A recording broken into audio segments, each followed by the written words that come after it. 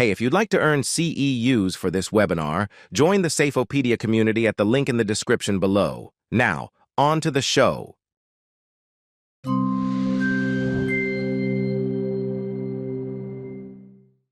Hello and a warm welcome to everyone. We would like to wish everyone a good morning, a good afternoon, or a good evening, depending on where you are in the world.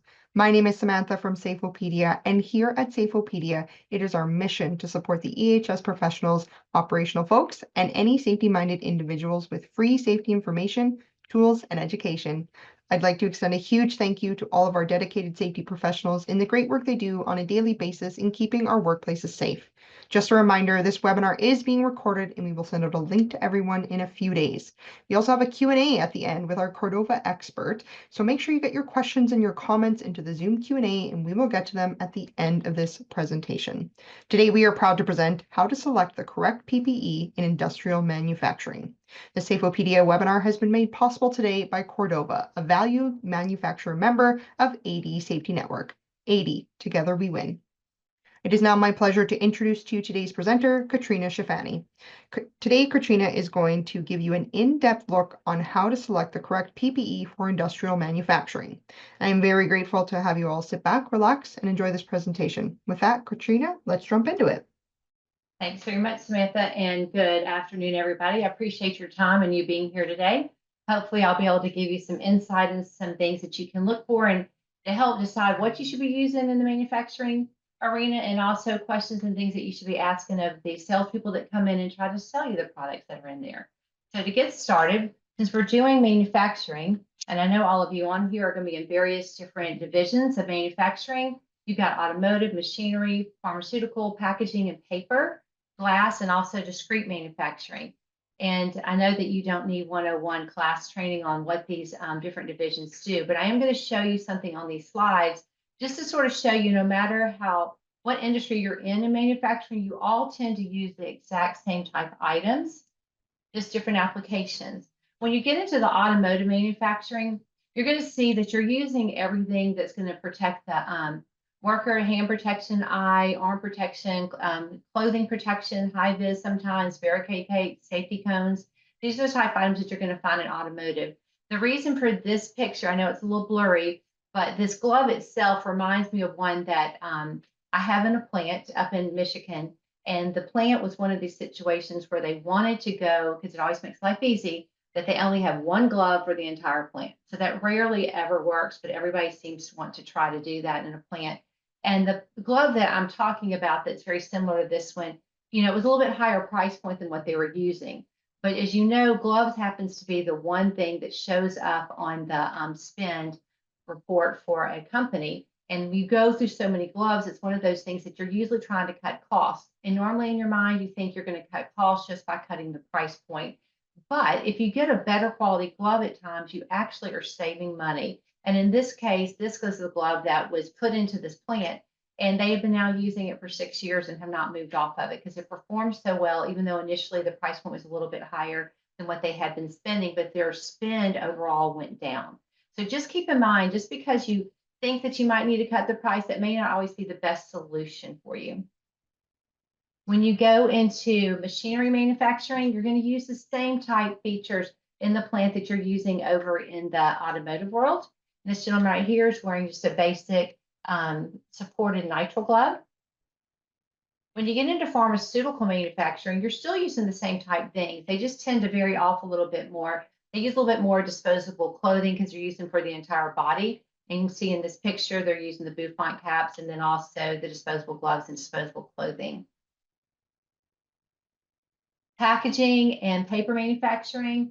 This right here, we're going to go through and you're going to see about things that you can use that's going to help protect them, especially arm protection. A lot of times is very important when you're in this industry because of the way you're having to carry and maneuver things around the plant. Glass manufacturing, a lot of times you're dealing with high heat. So then you're going to need different apparel possibly when you're wearing that. In this case, he's wearing a welder's glove because they're handling the high heat in the event he actually had to touch the glass itself.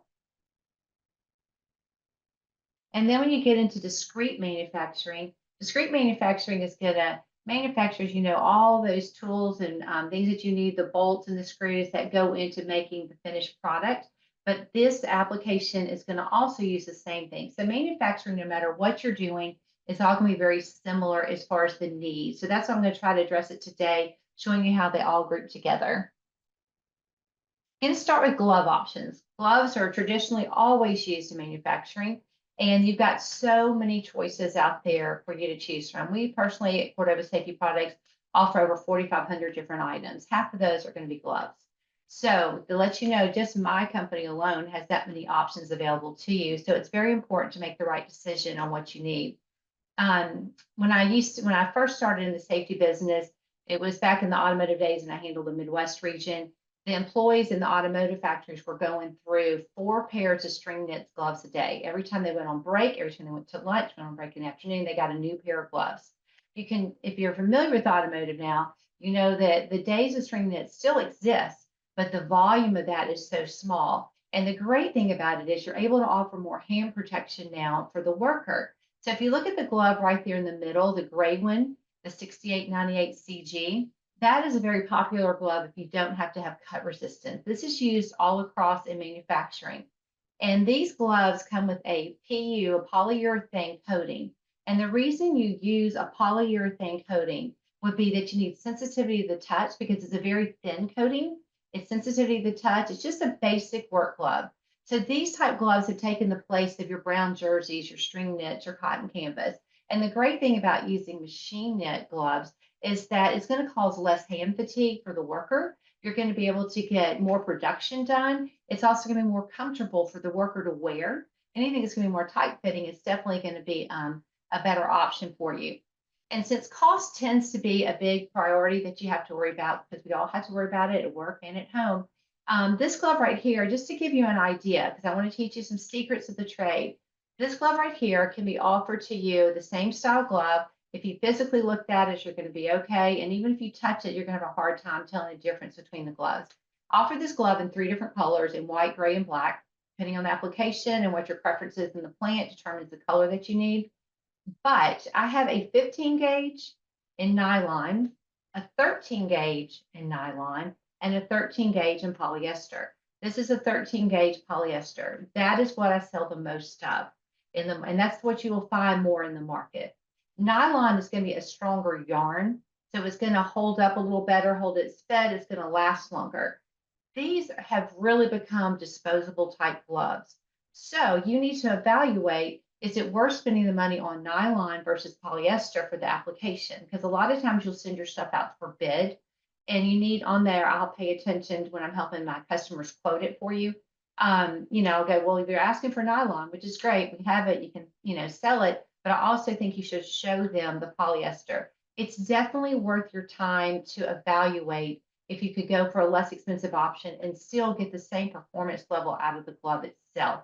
Because if it is a dirty application, something where your employees lose it a lot or whatever the case may be, that might be a better value for you. And you can save substantial money on this type glove. And so when I talked about the 15 gauge versus a 13 gauge, when you talk about the gauge of a glove, what you're talking about is how many times the needle drops per inch when it's making the glove, making the yarn, making into a glove. So the higher the number, the thinner the yarn. So the thinner the yarn, you're going to have more sensitivity touch to the glove. Okay, so the back of the hand is going to be much smoother. It's going to be a little bit lighter weight.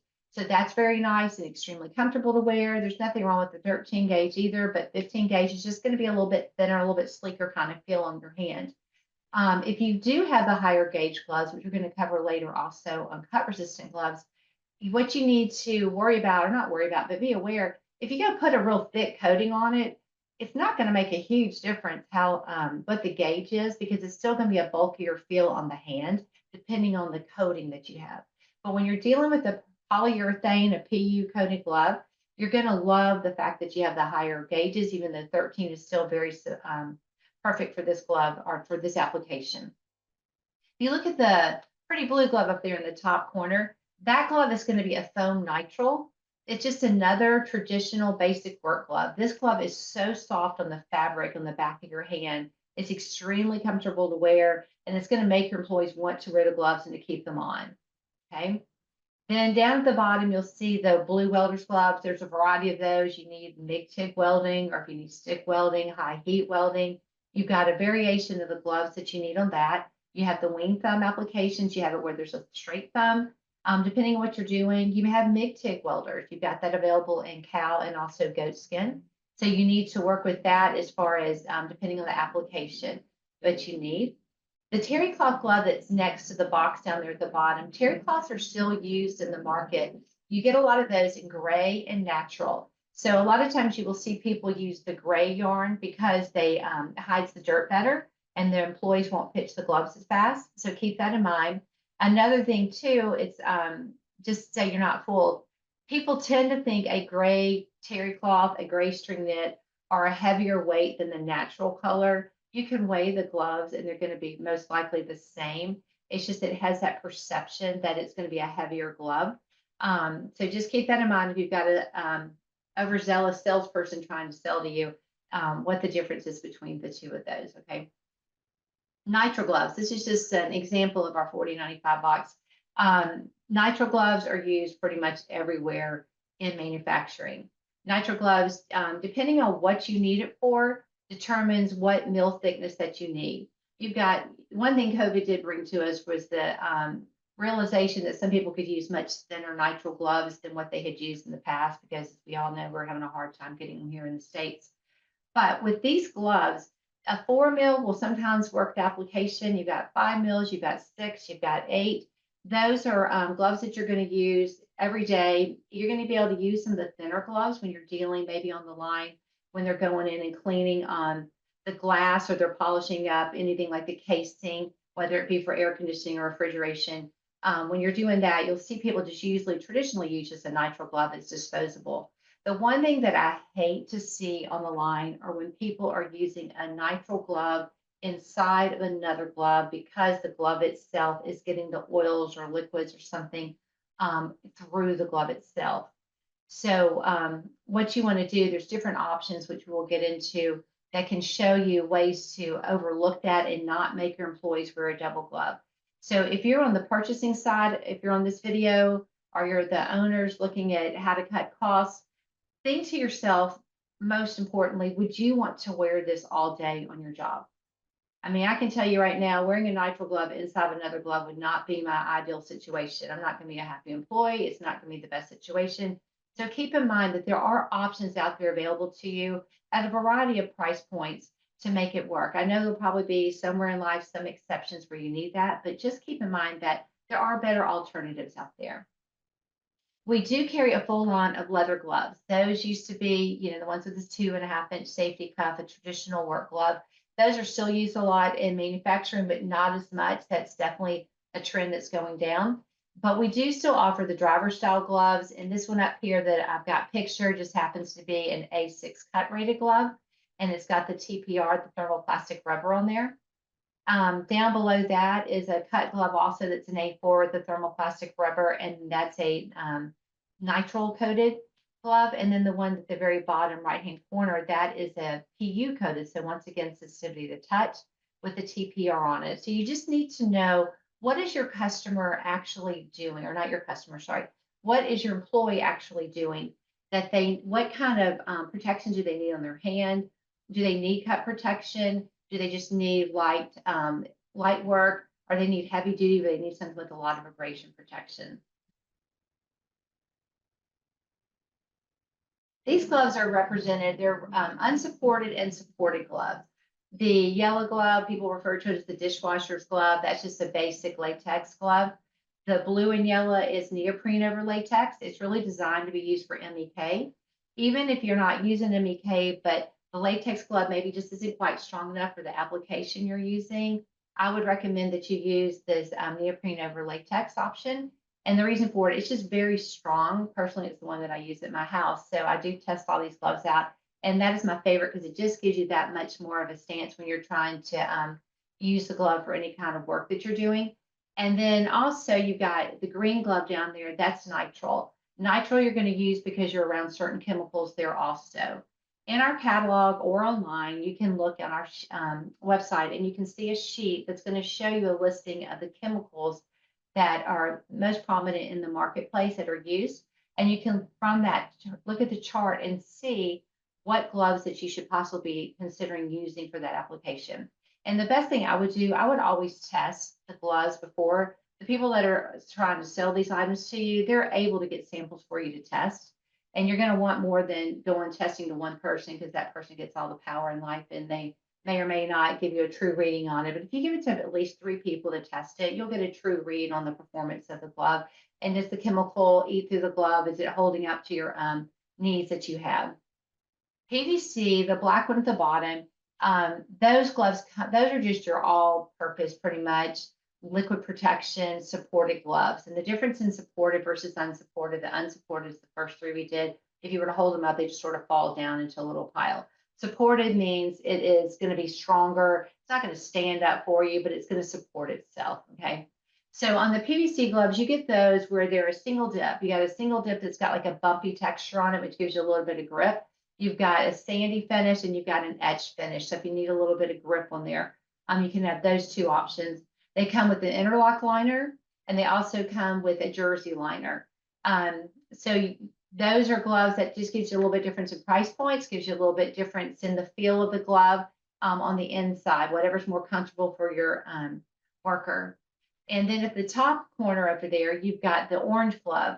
Most likely you are not going to be needing actually cold protection, but maybe you're in some kind of cold storage. Maybe some of your workers at the plant are having to go inside, outside, and they need to be warm. These gloves are foam lined. They're available in the orange or the brown. They're old school. They've been around for a long time.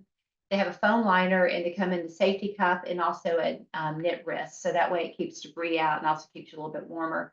But the thing that's nice about the PVC gloves, if you are in a colder element, is the fact PVC will not harden up on you as fast as like a nitrile wood or a latex is going to. So if it's really, really cold, you're going to try to see if you can get away with using PVC options. Cut resistant gloves. This is the biggie. This is the one that you're going to find in most plants for most applications on the lines or what people are doing work. Like I mentioned earlier, you've got the PU coated glove, the gray one, if you remember that one in the middle. That is not a cut glove. It's just, basic work, everyday work. Okay. And I told you that replaced a lot of the business that was out there traditionally in the string knits and the cotton canvas and the blue jersey. Well, now the standard is truly moving to cut resistance for almost all workers. And the nice thing about that is that it does offer that additional bit of protection. And if you do go with that route, the 2 gloves, if you will look at them on the left-hand side, it says Rival and Caliber on there. Those 2 gloves are both an A2 cut, and they are both a PU coated palm. Okay, so you're going to get a lot of dexterity, great all-purpose work glove. So there are 2 different price points. The Caliber is going to be your less expensive option. The Rival's a little bit higher. But the difference is if you have a plant that is not air conditioned and it's very in hot environments and it's hot with the application, the yarn on the Rival glove is going to make it's a cooler feel in your hand. I know that may not sound like a lot, and the price point is so small, the difference between the 2. But if you really have workers out there that are sweating, doing their job, anything you can do to offer any additional comfort to them is going to increase their happiness at their job. It's going to also increase their productivity. So there are options that you can look at, for example, for this Rival glove where the yarn's going to be a little bit cooler on the hand. Okay, and that's just your basic all-purpose work glove. The big thing that you're seeing is that, the ANSI standards, it goes up to a 9. And the thing with that is that most applications that I still see by traveling all across the US and working with different companies and going into the plants themselves, a 4 is still a very solid, good, probably the most commonly still used glove in the marketplace. The machinist glove, which is the one on the top with the sort of red palm and the black palm and the red knit wrist, that glove is an A4 cut. It's a 13 gauge. It is just your good traditional cut glove. Price points are great. The way the glove holds up is great. We offer it in like 5 different coatings. We now even have it with TPR on the back of the glove. The glove in the very middle is the machinist, same glove, same shell, except it's now a winter version and it's fully coated. So when you get a good shell and you get a good glove at a great price point, that would be the machinist. And that's always still my go-to, even though we have so many other things with more bells and whistles, if you want to call it that. But if you just need a strong glove, A4s are still working out there in the market. And don't feel like there's a race to the summit, which I'm going to show you in a second, but don't feel the pressure that you have to go to those. If you want to, that's great. It's wonderful, but you don't have to. Most shops can still handle an A4. If you look at the high vis glove right there, that is a polyurethane glove, but you get a high vis color. So based on the applications, there's some plants where they want to be able to be up top and see if they've got their gloves on. They look down and see the workers. They want to make sure the workers are wearing their gloves. Okay, so that is one of the reasons that you use the high vis colored gloves. Maybe for some reason, part of your manufacturing could be outside and you're in the South where it's very hot. And so they want to be able to have a lighter colored glove. But that would be the reason that you go for high vis. The glove in the top right-hand corner with the green, it's an A5 glove. So you're gone from the A4, which I was showing you, where we have many options in that. And then you go into the A5. The A5 is a 15 gauge. So it's sort of a step up. It's a little bit thinner, nicer shell. It gives you an A5 rating. And you also have 5 coatings available for you in that. So depending on what you decide is the number or what's being mandated by corporate is the cut rating will help you decide what glove that you need to look for. When you go to the tough core right there under the machinist, the blue one with the black palm, that glove was invented for me it was an automotive plant up in Michigan because they were having the issue of it was an oily application, but they needed cut resistance. So if you look at most of these gloves, they have the open back. And in this case, the oil somehow was being sprayed in the application and they were doing it in sheet metal. And what was occurring is that the oil was getting on the back of the hand. And then what happens, it goes down into your fingertips because it adheres to the wiring and it goes down. So they were double gloving. You know, Katrina's thing, I can't stand double gloving because I wouldn't want to have to wear that. And so we invented a glove for them. So we're doing the tough core where it's 2 layers of nitrile. It's a flat nitrile, so oils won't penetrate through it. And then you got a sandy nitrile on top of that, which gives them the grip. The glove is comfortable. I know it sounds like it might be too bulky, but it's extremely comfortable and a big seller. It's so good that we now have that glove with TPR on the back of it. And we also have that glove in a winter version with and without the TPR on it.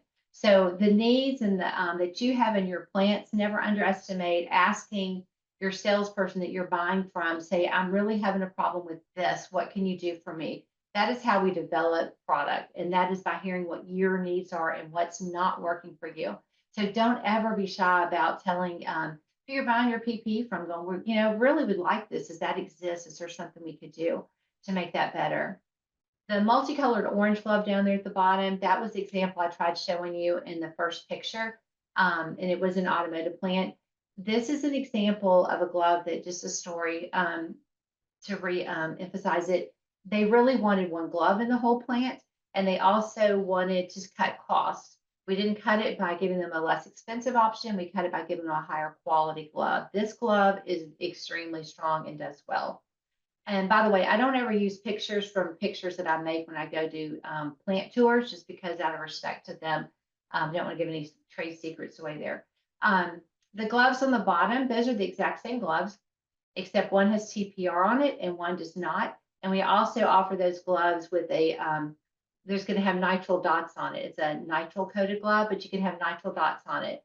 Sometimes people automatically think those nitrile dots are really there for the grip. It does help with the grip, but a big selling feature of the nitrile dots is better for abrasion. It's going to last longer because you've got almost like a second level of nitrile there to help you, because nitrile is very strong and great for abrasion. That is why you want to truly use nitrile. Nitrile is also great for a lot of chemicals, but when you're using an open back glove, most likely you're not going to be around the chemicals that you have to be dealing with. So when it comes to cut resistant gloves, lots of options. This is a minute showing of that. I just wanted you to see that there's options available. So know what you need. If you're being mandated a 5 or a 6 from corporate, or maybe just a 3 or 4, there are options available to you.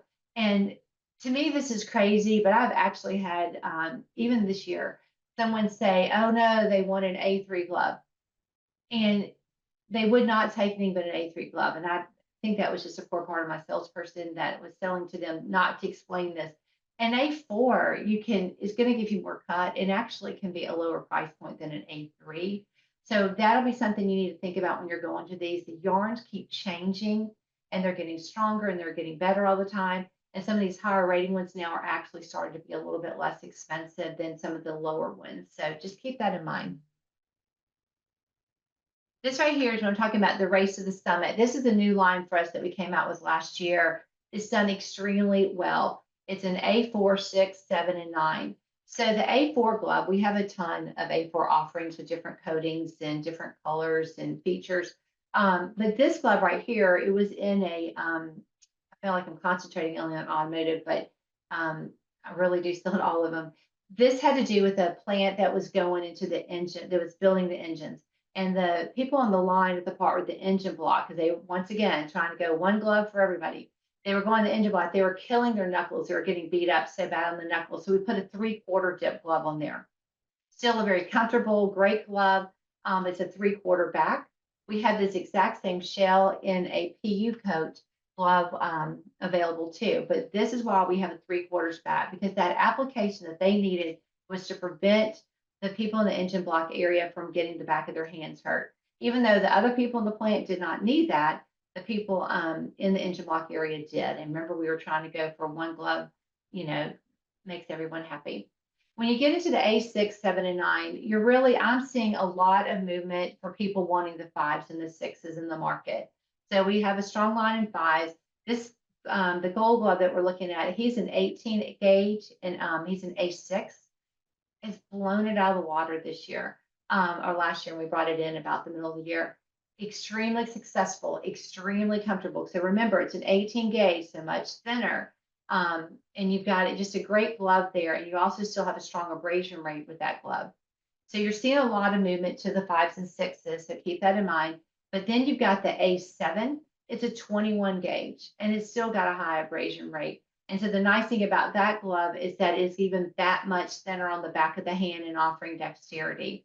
And then if you want an A9, which is the highest that you can get on the cut resistance, you've got an 18 gauge. So once again, very thin, very lightweight. It's going to be very comfortable for the worker.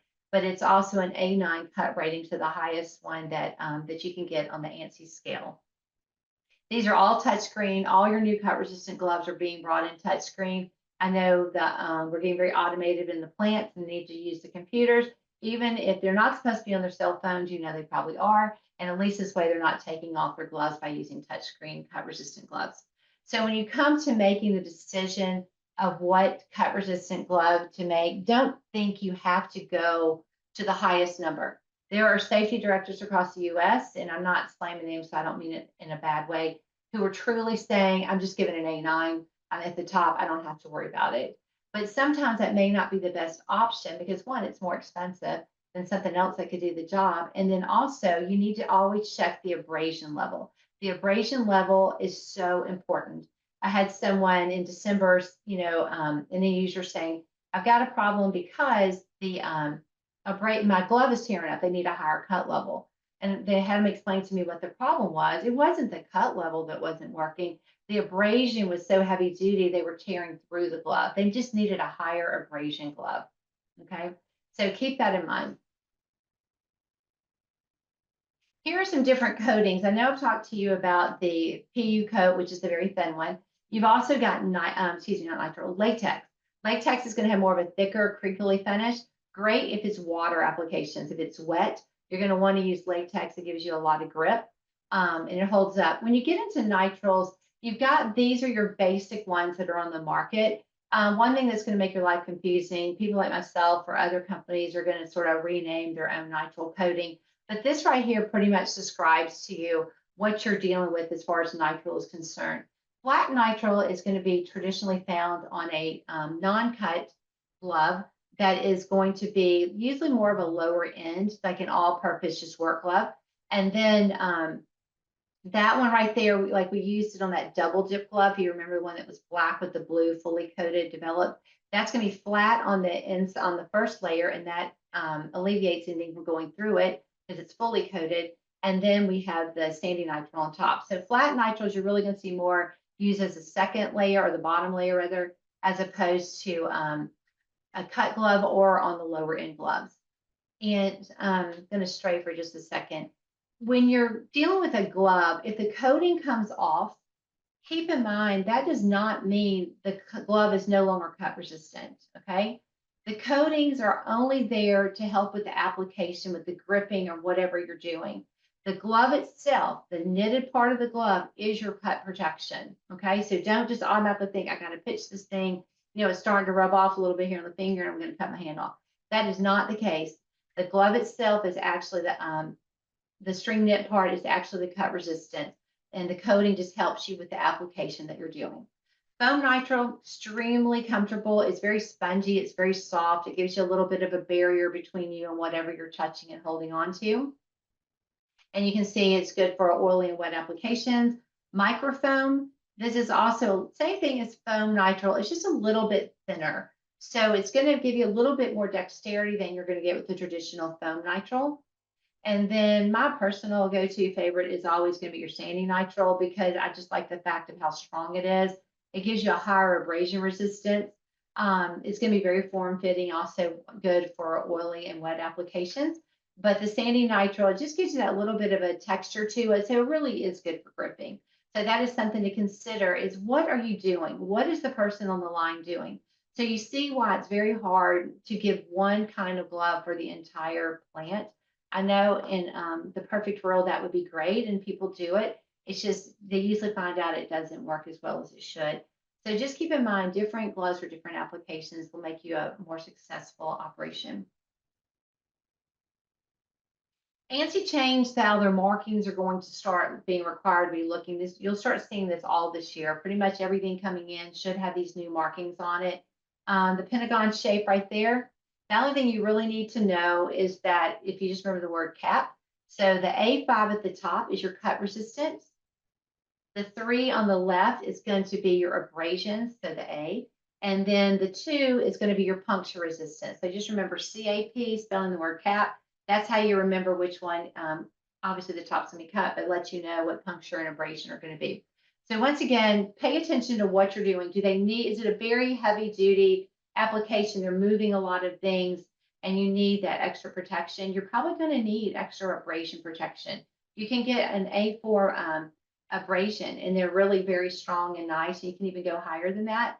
But the abrasion helps you a lot and really can make the difference in what the best selection is for you and your company. Sleeves, arm protection, extremely important. I know that this is one of those bad words for people on the line are working in production. They hate to wear sleeves. I've been in plants before, and there was one gentleman in the entire plant that had his sleeve on correctly. The rest of all, and that killed me, how had their sleeves smushed down around their wrist. So one, it's not doing anything for you. And two, it's just becoming a safety hazard because it's going to get caught on something. But arm protection is so important. You need to keep your insurance rates down. You want to keep your employees healthy and safe. We don't want you hurt. So there's been a lot of changes made as far as technology is concerned. The little tiny picture up there, the yellow one, that is just your basic Kevlar sleeve. That used to be everywhere. Everyone used it. It is still used heavily because it handles a little bit of heat. So that's important. But you're seeing a lot of people drift away from that. And that's because there's so many other options. The sleeve at the bottom in the middle, the natural color one with the red hem, that is representing that it's a 2-inch gusset. And I also have that exact same sleeve in a 4-inch gusset. So up here at your shoulder, you've got 2 different sizes. And then I even have one that's straight for your smaller individuals. And that allows it to stretch and to stay on you. That is an A2 cut sleeve. Odds are that's probably about all you may need, but there are some applications where you're going to need the higher cuts, but just for basic sleeve protection, that is going to possibly take care of you. Price points are beautiful on it. It's going to offer the protection. The thing I love about it is that it's got a little bit of cotton kind of feel on the inside. So once again, you're going to think I'm obsessed, but I just hate the fact it's so hot in so many of these plants and the workers are, you know, no one will die of a heat stroke in there. But anything to make them comfortable, and sleeves on your arm are going to make you a little bit hotter. So having that option available to you is nice. We even offered this, you know, with thumb slots. That's something else to remember. You can take a sleeve where it goes down over your thumb, so it goes inside the glove. That also helps prevent keeping the glove with the knit wrist, so it offers protection. That's a choice that you have to decide if you prefer the sun slot or not. That was a sleeve, excuse me, that we offered in the natural color. And then we brought in black also, because I had a plant in Kentucky that needed, they wanted a black color because that was their standard they needed. So we developed the same exact sleeve in black for them. Once again, don't underestimate the power that you have on getting what you need. The other three sleeves are new for us. They came in last year. They come in bin packed. They come sold by the pair. They're called the Halo sleeves. The 4, 5, and 6 are the cut ratings on those, and they come in 18 and 22 inches. The nice thing about that is that they're very thin as far as the gauge on it. The A5 is an 18 gauge, so it's very thin on your arm. Once again, you want comfort. You want something they're going to keep on their arm. You have the hook and loop closure at the top, so that's going to make it stay up on their arm. So they're not going to be able to be moving it up and down, because that's going to make it a little bulky on when they try to shove it down to their wrist. And those of you that are actually the end user wearing these products out there, I just want you to stay safe and to go home to your families in better condition, because you have a paycheck than you came to work that day. But with these sleeves, the nice thing is the yarn has been engineered so it's a cooling fiber in there. So here are 3 different cut rating gloves or sleeves that have a cooling fiber in it. It's not going to get much better than that when you're having to wear sleeves. So there are a lot of options available for you to choose from, but just make sure anybody lifting and carrying something, just make sure that they're protecting their arms, and so they're not getting injured that way. This right here is a great cheat sheet. If anything, I would maybe take a screenshot of it. You'll get this presentation, but it's hard to decide what cut rating you need. And I say that, and you can even look at this, all these industries are going to overlap. There is no set golden star that said, if you're doing job A, you're supposed to wear an A2. If you're wearing job B, you need to be in a 7. Okay, you just have to sort of test it and see. And that's the importance of being able to get testing products from your customer that you're buying from, so that way they can let you test it. And we send samples out. I mean, when this is over, if there's something that you're thinking that you would like to try or you're having problems with, you'll get my information, send it to me. I'll send you samples to test and evaluate this. But this right here just gives you a great little sweet cheat sheet, sort of giving you the idea of what you should be utilizing based on the job itself and what cut level that you need to use. Just very important. This is the thing that your sales reps that call on you, they had the hardest time with too, is helping you decide and for them to know what to promote to you.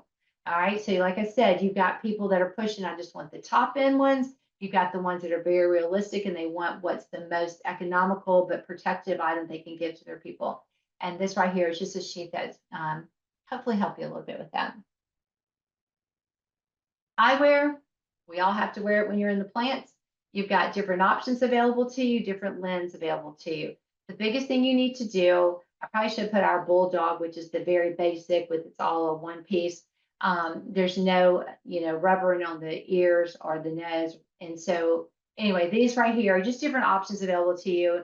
Know what they're doing. Do they need a different color lens? They need the clear. They need anti-fog in the clear. Are they in application where it's going up and their glasses are getting fogged? You can stay with the basics. You can, because you're going to run through safety glasses. You can stay with the basics. You get the job done, and it's not going to be as large of a cost to you if you start getting all the fancy different styles. Now, you do want comfort. If you're able to supply that to the workers, you get the options where you can get the rubber on the nose piece or on the temples, and that's just going to offer more comfort. You can also get the glasses for the extendable temples, so maybe different size heads, or want the ratchets, they can flip it up and make it fit under a hard hat or something else they may have going on. The lady on the side, she is wearing my favorite glass since I had to start wearing glasses a number of years ago. It's an over the glass or visitor's glass. And this right here is a classier version than the big, huge ones that we still sell them. But this fits so nicely on your glasses, you're able to work and still see on the sides without any distraction. And they hold on to the glass well. It's very comfortable. And so just a good asset. And then you've got different type goggles depending on your application, whether you would need to have indirect or not, but you've got different options. This is a fancier version, but you do have the traditional kind that you probably grew up using in your science lab at school. Protective clothing. This is something that I think some people forget about that's used through the manufacturing industry.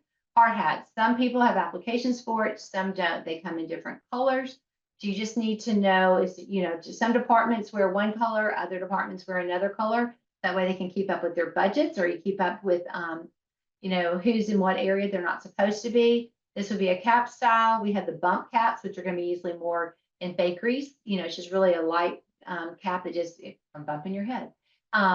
We also have the full brim hats, and these are all going to be in a 4-point or a 6-point. So you know the difference between that. It's going to have an X if it's a 4-point, and if it's a 6-point, it's an X with an additional strap going across. They both offer the protection.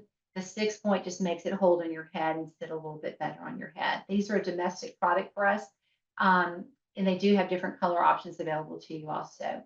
Back support belts. A long time ago when I first started with Cordova, which was 17 years ago, this was a hot item still. Over the years, the trend has come away from that, but back supports still do offer a purpose, and we do still sell a lot of them because it does make the worker actually think about it when they're laying down and bending and picking up stuff. It makes them do it properly. So you'll have less issues with injuries as far as the backs are concerned. So do you have options where they're breakaways or they're traditional? I have them in high vis. So there's lots of options, but that's one of those things that if you're starting to have any issues on your insurance claims or whatever, that might be something to consider. Disposable clothing, huge. Disposable clothing is used in all kinds of different applications. Depending on what you need determines what is going to be filtering in. Are you just trying to keep debris off? Then you're going to go with something less expensive. If you need a microporous suit because you've got some little chemical splash or whatever going on, you're going to go that route.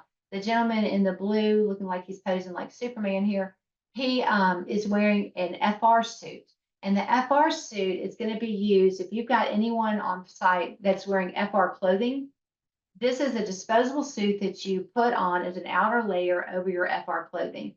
And the reason you use that is to keep and protect your current suit that you have on. Okay, so you don't want to ruin your FR clothing with dirt and debris depending on the application. This is just a very inexpensive option that you can do to help prolong the life of your FR clothing. And then the denim apron, the gentleman, he's also in the blue suit. If you look at him, denim aprons, these are huge sellers in plants. You've got some with no pockets. You've got them with 1 pocket, 2 pocket. You can do it where the top ties on yourself. It depends on what you need because you got different heights of workers. You might need to make it a little bit shorter. And so you do have those. That is still a big feature. I've been in plants before where I was at, and they were taking carpet samples and tying around their waist to make an apron, basically, when they're leaning up against the machinery, and it drove me crazy. And so they ended up buying the apron. So don't underestimate that there are things out there, so you don't have to makeshift certain things, and the price points are low enough that it's definitely feasible for the plant. So the lady in the bouffant cap, you've got bouffants, you've got hair nets, depending if you're what industry that you're in. You've also got beard covers. You've got them where they're all in one. You've got the shoe covers down there in the bottom right-hand corner. Those come in different fabrics also. That's polypropylene. You've got it in a microporous fabric also. So depending on your application what you're dealing with will help you decide what you need to wear. The yellow PVC apron, anywhere that you go, and you'll see these scattered throughout plants, even if they're having to hose off or clean out machinery, any kind of wet application, a PVC apron is great for that. And the reason is it's going to keep the worker dry. It can be hung up to dry. It can be reused over and over again. If you're dealing with chemicals that you're having to hose off or be around when you're on the plant, maybe on the line, you're dealing with chemicals, the neoprene apron over there on the side, that one can be made to where it looks like chaps. It goes into pants, or it can be snapped together where it becomes a full apron. All right, so depending on the reason that you would need a PVC versus the neoprene, determining if you're dealing with what chemicals. Safety vests, you're going to see these, it's sort of sporadic. Some factories, they will have only the people driving the forklifts wearing them. Sometimes if a visitor comes, you need a visitor's vest. So most likely you're going to use the one in the middle down there, the gentleman in both his pictures, because you just want to notify that these people maybe don't know as a visitor where to walk down the line that you have for the zones. Also, you've got class 2, class 3. The only reason that any of you would need a class 3, which are the ones where it's got the sleeves, that's if you're doing any kind of roadway work. Really, you're not going to be out there doing that. Maybe for your truck drivers, you want that in the truck with them if they ever have to get out. That would be a great alternative. But just for basic work inside of a factory, even for pullers in the factory or whatever, they will, if they're wearing vests, you've got a lot of options available to you on that. Even the black one that I have down there, that's new for us last year or 2 years ago now. And you're seeing a lot of that used. You've got a lot of maintenance crews. You've got a lot of electricians. They're going to be coming in to your facility or the ones that you have there, but they need to keep their clothes clean. And so the black color tends to hide dirt. It also gives you a little bit more of a cool look to wear.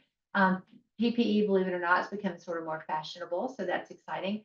But also the high vis line vest right there with the black bottom. That's just the big heavy wear part when you're leaning against. That would keep still have the lime color vest, but you're going to protect it and not be as dirty looking on the front. So I'm not going to really spend a lot of time on vests just because I know that's not the main thing. Biggest feature that you need to know if you do need vest is do you want the class 2 or class 3? So class 2 is going to be sleeveless. Class 3 would have the sleeve with tape. And do you just need a visitor's? What is the purpose of the vest? I've got ones with lots of pockets. I have them with no pockets. So it really depends on if you have the need for what you need. This right here, if you're around anybody wearing their FR clothing, there's 2 different kinds of vests, and you do need to know about this because you will see these in plants at times. There's self-extinguishing, which are the ones on the right hand of your screen, and there's the monocrylic. Self-extinguishing, it's going to say this is not an FR garment. The fabric has been treated. So if I were to go light it with a lighter, and I have done this, when I light it up, it sort of will flame up, but it puts itself out immediately, okay? But it does make a flame. When the monocrylic vest, if it lights up, it won't light up at all. You just burn it with the lighter there, an open flame, and it just turns it maybe a light brown. That is all you get. So you're really going to use the monocrylic vest if you've got somebody needing a high vis application with their FR clothing, okay? Vending has become so large in a lot of the plants these days. So just to let you know, you've got alternatives as far as the vending is concerned, like with Cordova, and I know my competitors also. Most of them offer vending alternatives for you. So all that can be put as far as into the machines. If you're getting new machines per se, we can send you samples. Say if you're going to pick up the caliber line, I would send you in the samples of small through 2XL that you're going to use, 2 to 3 pairs of each one already been packed so you can set the coils. So just know that we will work with your sales rep and with you, the plant, to help you make sure that you get everything set up that you need for your bin pack. We do tagging, but that would only be in retail. Cones are everywhere. Caution tape is everywhere. You may not think of yourself as somebody who needs a safety cone, but when you're trying to mark off an area that's still maybe maintenance is having to work on a machine, you want to make sure nobody comes in that area. Outside in the parking lot, you've got a pothole or something. These are things that are always there and around. That is something I just want to let you know that we will sell them to our customers 1 cone at a time. They don't have to buy pallets of it. So that is something very feasible that you can also do as your add-on to your ticket when you're doing an order with your person who's supplying your PPE. Caution tape, barricade tape, we have all different fonts of that stuff. You've got a lot of options available to you. Probably a good thing to always have around, like maybe do not enter. We sell it by the case. Your person you buy it from will probably sell it to you by the roll. It's just something to have. You never know. You might have something that needs to be taped off. You need to keep people away from it. But I just really wanted to point out to you, these are simple little things that you don't have to go hunt a source for, that your person who's your PPE provider can take care of for you. And last but not least is all my information. If you need any help with anything, I could even get it set up that either myself or the salesperson for Cordova in your area would come and do an evaluation with you with your plant or take care of whatever issues you're having. But reach out to me. I am here to help you. The fun part of my job is all the wonderful people that I get to meet, but also helping find solutions to make the worker's life better. I know I may sound like a nerdy person, but I truly enjoy that. And that is what's the most important thing, is to make sure that you're safe and cared for and you're doing the best job you can because you're given the best supplies at a very fair, affordable price.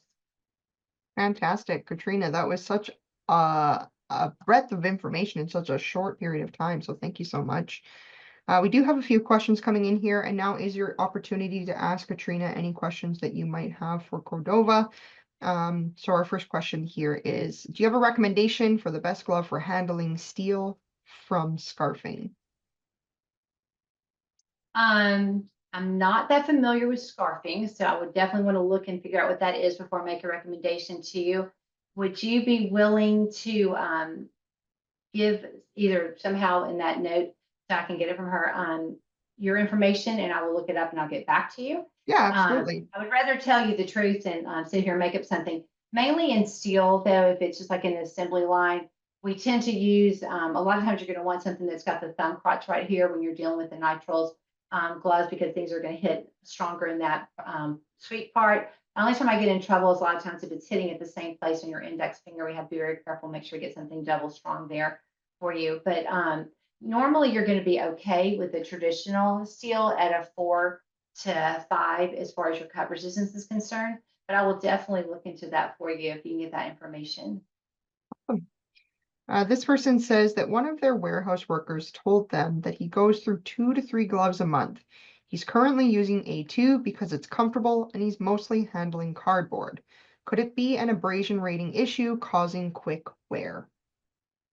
He is probably going through it because PU is going to wear off faster. If you were to put him in a nitrile glove, either a standing nitrile or even a foam nitrile, since they love the comfort of the A2, which is probably going to be a PU coat, they might like the foam nitrile. You might have a little bit of wear depending on how much he's doing with his fingers.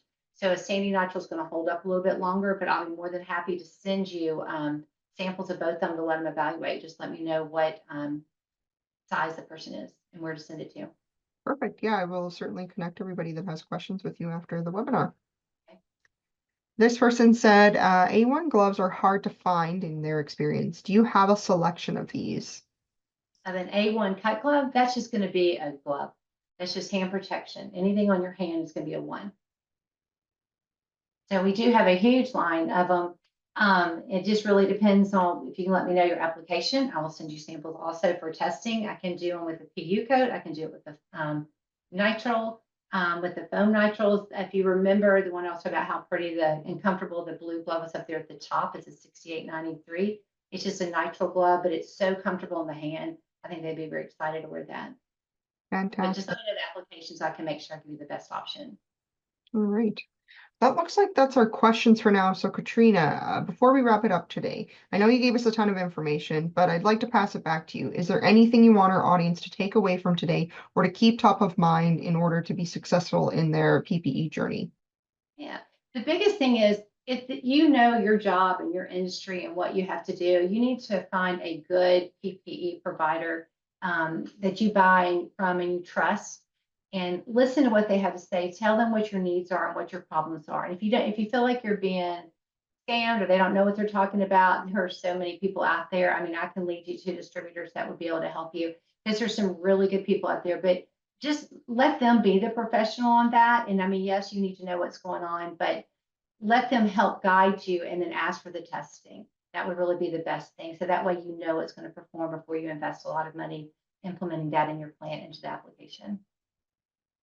Fantastic. Looks like we did have one more question come in here. They say they work in a stone countertop manufacturing plant and we have PPE available, but those in the plant don't wear their gloves because they get wet and they have had people get cut from sharp stone edges. What are your recommendations? I want to find something that people will wear.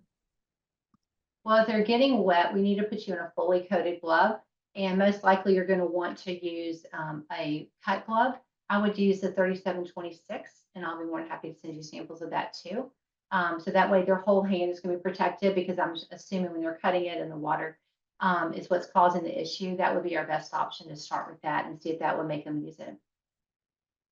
Perfect. Well, Katrina, thank you so much for your time today. And I want to thank Cordova as well as AD Safety Network for allowing you to be here today. I encourage everybody here to take a peek at the screen right now. Get in touch with Katrina. Make sure that you're reaching out to Cordova. Get all of your questions answered. And Katrina is happy to send you samples of the things that you need to make sure that you have the right PPE for what you're working with. I know that we all get complacent in our Hand protection, sometimes we don't want to wear it because it's uncomfortable. So make sure that you're reaching out to Cordova to make sure that you get comfortable hand protection so that you don't have to miswear or not wear that protection. So again, Katrina, I want to give you a huge thank you. And I want to thank everybody in the audience and all of our dedicated safety professionals, because without you guys, none of this would be possible. So thanks again. Take care and stay safe. Bye, everyone.